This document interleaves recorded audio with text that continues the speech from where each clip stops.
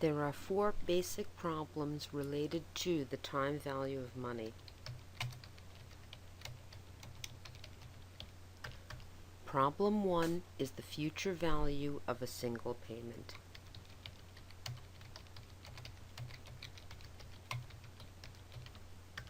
The future value of a single payment is where you deposit money today, make no future deposits or withdrawals, and want to know how much money you will have in the future.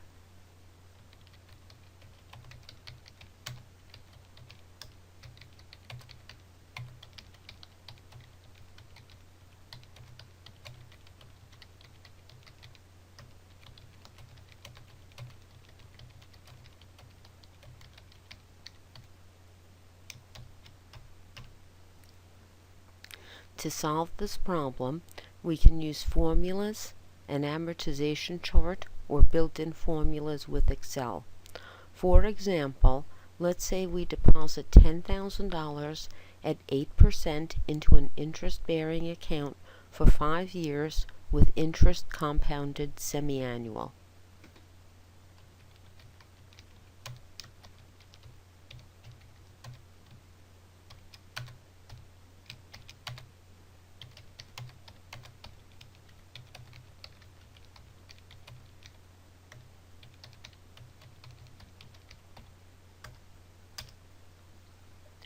To use formulas, we know that the future value is 1 plus I to the power of n.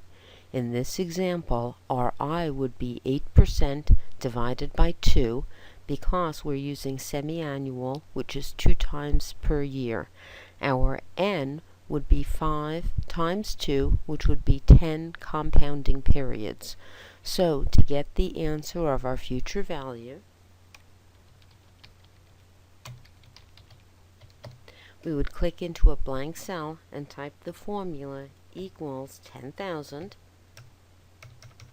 multiplied by 1 plus n, which is 1 plus 8% divided by 2,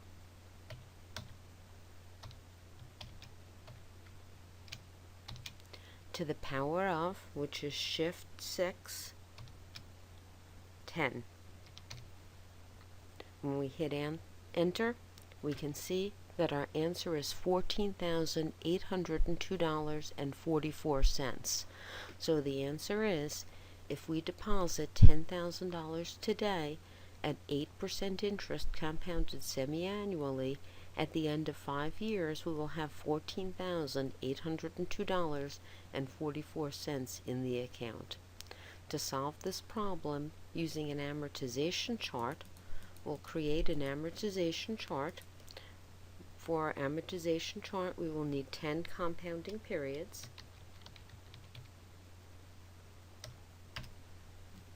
We can use the fill handle, type the 1 and the 2, highlight the 1 and the 2, select the 1 and the 2, then use the fill handle, bottom right hand corner, fat plus to skinny plus. When it's have the arrow, that means move. You need the skinny plus, and then pull it down until your tooltip says 10. Each period we're going to start off with a beginning balance. Each period, because we make no further deposits or withdrawals, we're going to earn interest. And then each period, our ending balance is going to be the sum of the beginning balance plus the interest that we have earned. So, period 1, we're going to start off with $10,000. The first 6-month period, we take the beginning balance, so type an equal sign, click on the beginning balance, multiply that by 8%, and then divide by 2 for semi-annual. So the first 6-month period, we will have earned $400 in interest. So therefore, our ending balance becomes the beginning balance plus the interest. Hit enter to accept the formula. The last formula that we need is if at the end of the first 6-month period we end up with $10,400 at the beginning of the second 6-month period, we start off with the same balance. So equals D13 means that whatever balance we end up with one period, we start with the next period. Hit enter. Click on cell B14, the 10,400 beginning balance for period 2, and just double click that fill handle to copy that formula all the way down to period 10. Don't worry, it won't work until you're all done. Then select the interest and the ending balance formulas, and once again just double click that fill handle to copy the formulas down, and you will see that at the end of period 10 we end up with exactly the same future value, 14,802.44. If you want everything to look nice and even, select the entire table and just click the comma style icon right up on your home tab in the number group, and you have the same number of decimal places for all of your numbers. Now, to use the built-in formulas in Excel to calculate the future value, we'll scroll down a little bit. Once again, type future value, click in a blank cell, and use a built-in function. We're going to click the Formulas tab right up above in your menu above your ribbon. We're going to go into the Insert Function group, and we're going to look for Financial.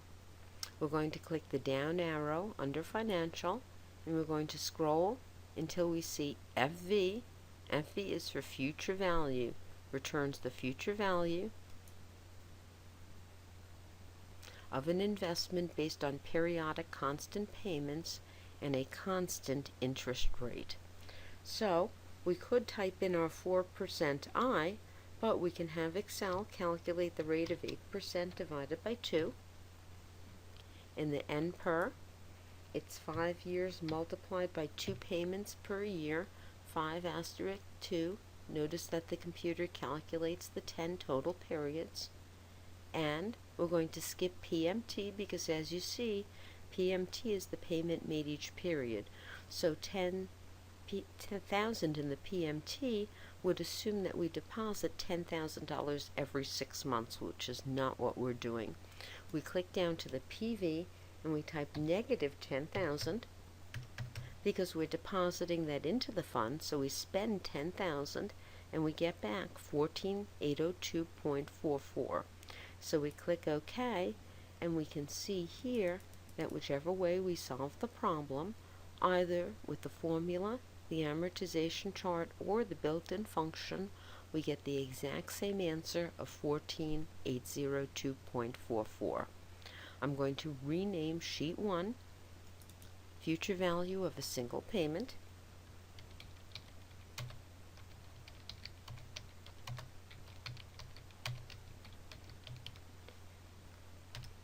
and move on to Sheet 2, where we're going to go to Problem 2, Future Value of an Annuity. The next problem that we're going to look at is the future value of an annuity.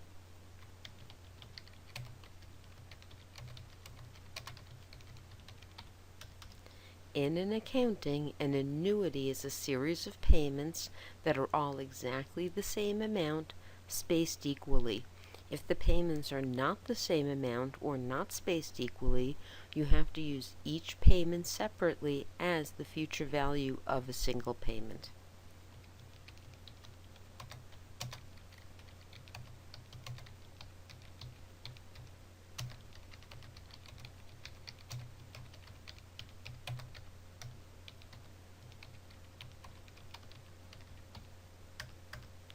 I won't use a formula to solve the future value of an annuity, but we can use an amortization chart, or we can use built-in formulas in Excel, plus at the end we'll create a retirement calculator. First, for the amortization chart, let's create an example. So suppose you were saving for a down payment and you wanted to save $1,000 every month for 3 years.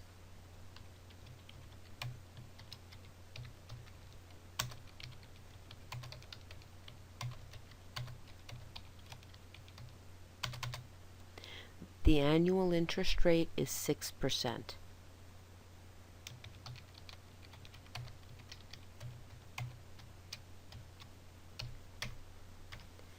Let's create an amortization chart.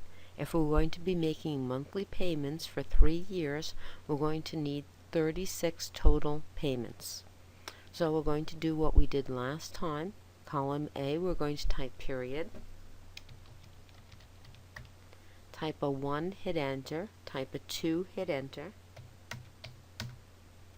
Select both the 1 and the 2, and then use that fill handle to drag until your tooltip says 36. Don't worry if you go too far. You can always back up and you can always delete. Excel is really nice. You only see the results. You don't see all the mistakes you made in between. What's going to happen in our annuity, and an ordinary annuity assumes that the payments are going to be made at the end of each month. We can certainly change the amortization chart once we know a little bit more to assume the payments are made at the beginning of the month. If the payments are made at the end of the month, each period we're going to start off with a beginning balance. That beginning balance is then going to earn interest. But after we earn the interest at the end of the month, we're going to make a payment into the fund. Therefore, each month our ending balance is going to be the sum of the beginning balance plus the interest that we've earned plus the additional payment we have made into the fund. Once again, we're really only going to need the first row plus the first payment in the second row. So since our payment is made at the end of the month, the first month we start off with a 0 beginning balance. But that's okay. Our interest the first month is going to be 0, but we do want to type in the formula to make sure that we can copy it down to subsequent rows. So we type an equal sign for the formula, click on the beginning balance, which is the principal, then multiply it by the rate and then the time. The rate is 6%, and our time factor is 1/12 of a year since we're making monthly payments. Or you could have just divided by 12. Either one is fine, since multiplying by 1 does nothing. It keeps everything the same. So we take our beginning balance, multiply it by our interest rate of 6%, and then multiply that by 1/12 for 1 month. So therefore our first month's interest is 0. We make a payment of $1,000 into the fund. So our ending balance is the sum of our beginning balance plus the interest that we've earned. Type the plus sign off the numeric keypad plus our payment. Hit enter to accept this formula.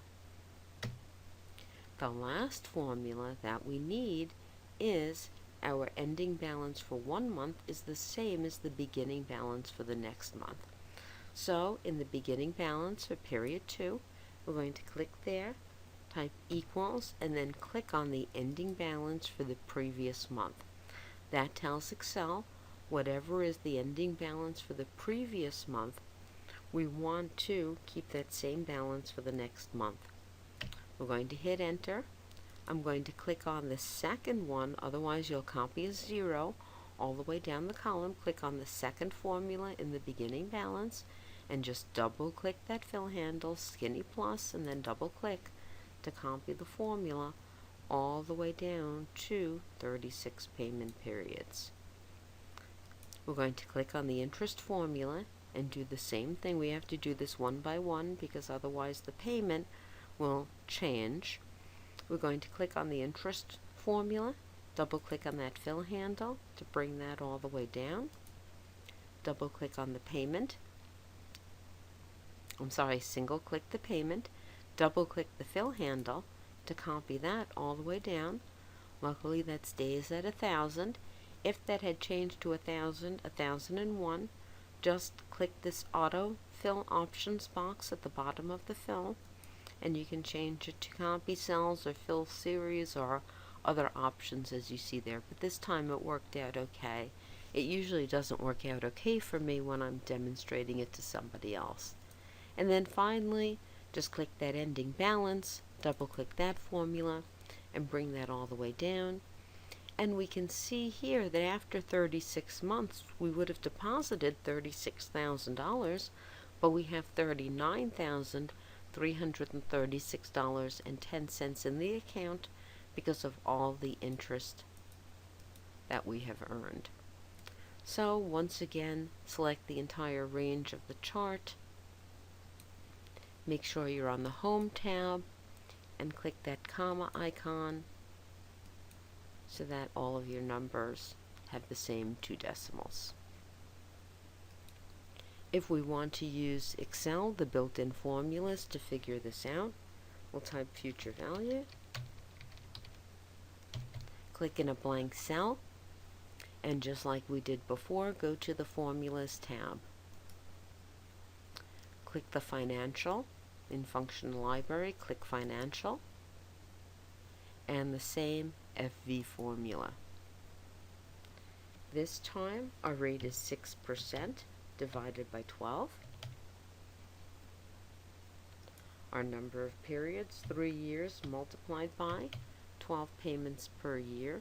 Notice the computer calculates 36. This time we go into the PMT box because we are making a payment each period, negative 1,000, because it's going into the fund. And then as you can see, we get the same answer, $39,336.10. Click OK to accept the answer. Now, if you'd like to create a future value calculator,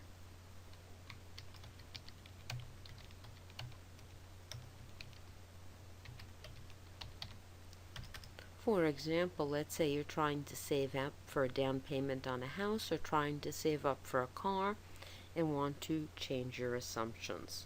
Well, just put a holder cell for the monthly payment, a holder cell for the annual rate, a holder cell for the number of years, and then we'll have Excel calculate for us the future value. We'll put in the exact same numbers over here. So in column C, I'll put in $1,000 as my monthly payment. I'll put in my annual rate as 6% and my number of years as 3. I'll then click into my cell for the future value. Make sure I'm on the Formulas tab. I'll click Financial and FV. I can drag my box out of the way so I can see my cells. In the rate, I'm going to click on the 6% and then divide by 12/12. Notice I get the same rate as what I got before. In the N per box, I'm going to click in the N per box. Then I click on the 3 for the number of years and multiply by 12. So notice I get the same 36, but now I'm using the cell reference. Now I'm going to click in the PMT box, type a negative sign, just type a negative sign, not an asterisk, that was a typo, negative sign, and click on the $1,000. So again, notice I get the same answer, and I click OK, I get the same answer, but now I can change my assumptions. So let's say, for example, that I wanted to save to $50,000 and that wasn't enough. I could say, well, what happens if I save $1,500 a month instead of $1,000 per month? How about if I go for 4 years instead of 3 years? Notice how my future value changes automatically once I change my assumptions. So I've created a future value calculator. I'm now going to click where it says Sheet 2, double click, and I'm going to call that future value of an annuity.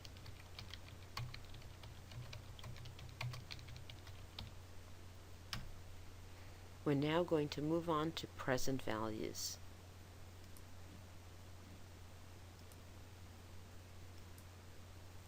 The third problem that we're going to look at is present value of a single payment.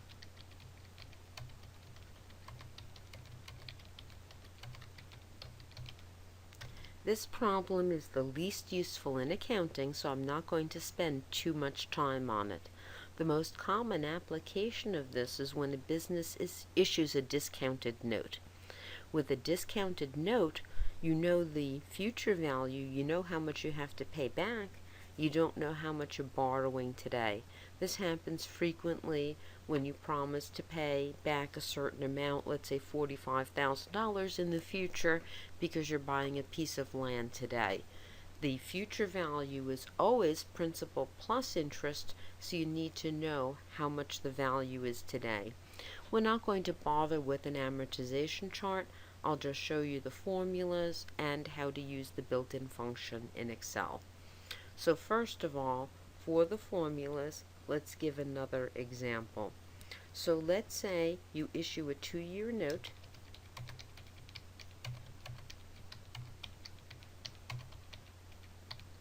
with interest at 8% compounded quarterly,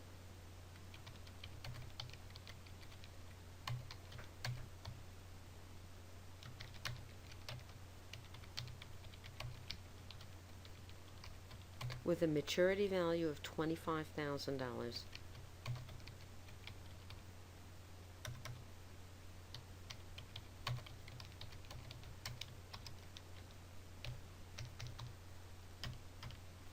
You want to know the value of the note today. Well, since you know that your future value is your present value multiplied by 1 plus I to the nth power, therefore, your present value is your future value divided by 1 plus I to the nth power. So to calculate our present value, we'll just click into a blank cell and type the formula equals 25,000. Don't use commas in your formulas, divided by 1 plus I, which is 1 plus 8% divided by 4 for quarterly,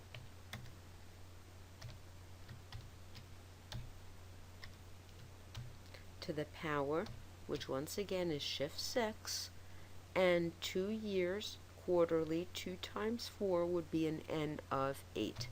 So we want to take 25,000 divided by 1 plus 2% to the power of 8.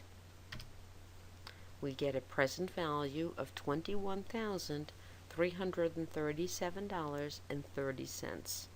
To calculate that using the built-in formulas in Excel, we'll once again click into a blank cell. Make sure that you're in the Formulas tab. I'm already there. Double-click the, single-click the down arrow under Financial. And now we're going to scroll down to find PV for present value. Notice how it says returns the present value of an investment, the total amount that a series of future payments is worth now. So our rate is 8%. Divided by 4 for quarterly. Our number of periods is 2 times 4, 2 years multiplied by 4 payments per year. PMT would assume that we're making 4 payments of $25,000 per year, which is not true. We're only going to make 1 payment of $25,000 at the end. So our future value, once again, negative 25,000, no commas, and it's negative, otherwise the answer will come out negative. So you can see that whether we use the built-in function or the formula, we get the same exact answer of $21,337.26. We'll rename sheet 3. Present value of a single payment.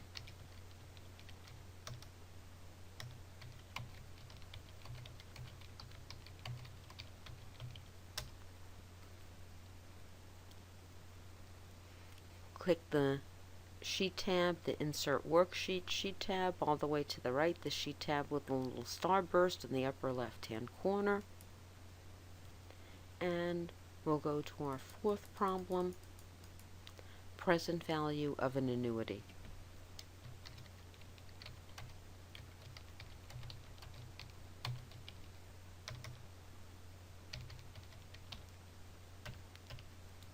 Present value of an annuity is one of the most common problems in accounting. It happens when you finance a house or a car, or really finance any asset. What happens is you're buying the house or car today, and then you're paying it off in the future. All your future payments are going to pay off all of the interest that you've incurred to date and a part of the principal. The interest changes each period because each period you're paying off a little bit less of the loan, so the next period you owe a little bit less, and you're going to be paying a little bit less in interest and a little bit more in principal. So let's see how this works with a car loan. So let's say, for example, that you are shopping for a $20,000 car.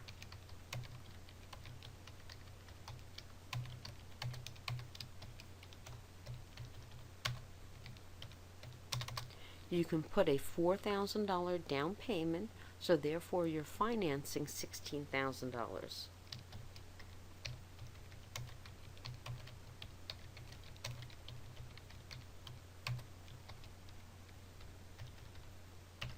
The dealer quotes you a rate of 7%, and you'll be making monthly payments for the next 5 years.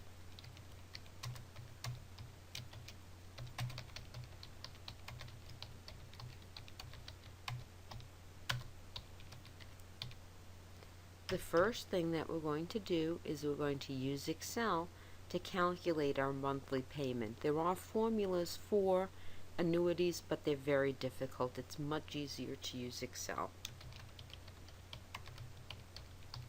So to calculate the monthly payment, we're going to make sure that we're on the Formulas tab, click the Financial, and we're going to search for the function called PMT. PPMT is different. Make sure that you choose PMT. It should say calculate the payment for a loan based on constant payments and a constant interest rate. Well, in this case, our rate is 7%/12. So using Excel, we don't have to worry what 7% divided by 12 is. We just let the computer calculate it for us. Our number of periods, 5 years multiplied by 12 payments per year, 60 total car payments on our car loan, and the present value that we're financing, negative 16,000, no commas. So we can see here that our monthly payment is going to be $316.82, which seems very, very reasonable for this loan. Let's create an amortization chart for this loan to see how it works. So for this loan, we're going to need 60 amortization periods. So once again, we'll type the 1 and the 2, select the 1 and the 2, and then once again use that fill handle to copy it all the way down. Whoops, I went a little far. Copy it all the way down to 60. Scroll back up. So once again, each period we're going to have a beginning balance. The next thing that's going to happen is our beginning balance is going to incur some interest. Then we're going to make a payment. But unlike the future value of an annuity, what's going to happen is each month the ending balance of our loan is going to be the beginning balance. The interest is going to make us owe more, so we add the interest. But our payment is going to make us owe less, so we're going to subtract the payment. So in this case, we're going to start off with a beginning balance of $16,000 on our loan, because that's how much we're financing.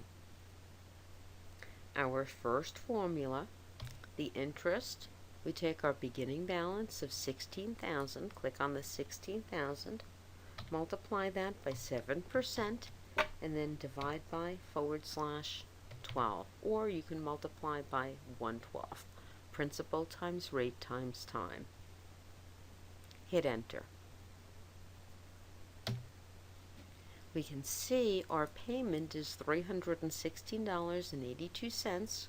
We're going to do equals, click on the 316.82, and then hit our F4 button on the keyboard. You see that our payment turns into an absolute cell reference. You could have also just typed in the dollar signs in there.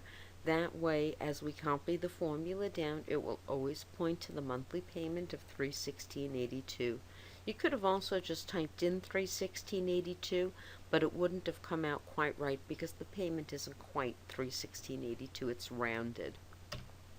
So therefore, the first month, we start off with a debt of $16,000. We incur $93 in interest, and we pay off $316, beginning balance, plus the interest minus the payment. So at the end of the first month, we only owe $15,776 on the car. The next month, that's what we start off owing. So our ending balance one month is the beginning balance the next month. And then we can just use that fill handle, click back on that beginning balance, double click the fill handle. We're not going to have any issues right now, so we can select the next three formulas. Just double click that fill handle, and when I scroll down, you can see that the loan is fully amortized. We can see the interest we're paying each period, how much we owe on the loan at the end of each period, and at the end of 5 years we come down to 0. Now, for the last little bit of today's lecture, we're going to create a car payment calculator.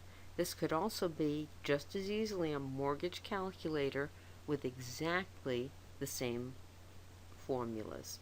So,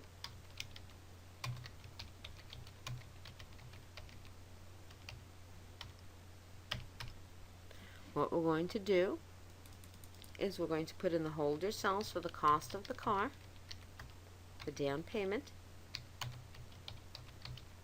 the annual rate, and the number of years.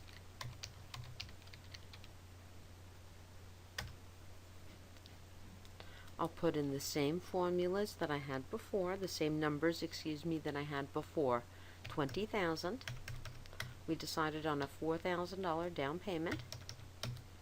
Our annual rate is 7%, and the number of years is 5. We'll then use Excel to calculate the monthly payment. Making sure that you're in that Formulas tab above the ribbon, we'll go back to Financial, and we're going to choose PMT once again. This time, for the annual rate, click on the 7% and then /12. So we get the same answer that we had before, but now we're using the cell reference.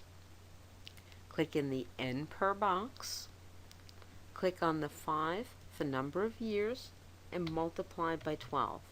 So again, notice that the computer is calculating a number of periods of 60, but we're using the cell reference instead of the number. Then, in PV, we're going to type a negative sign, open up the parentheses, click on the cost of the car, minus the down payment, and close your parentheses.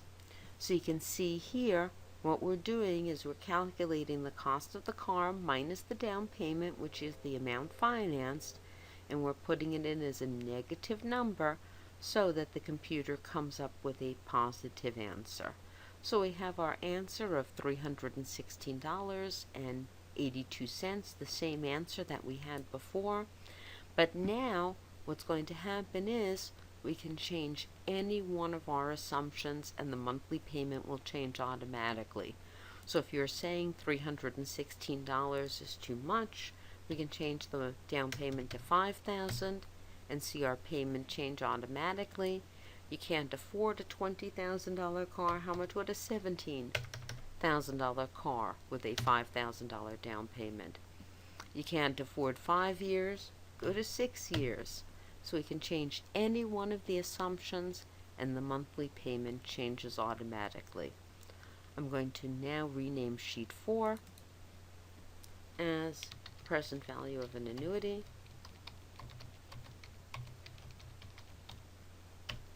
And this is the end of today's lecture. I hope you enjoyed it.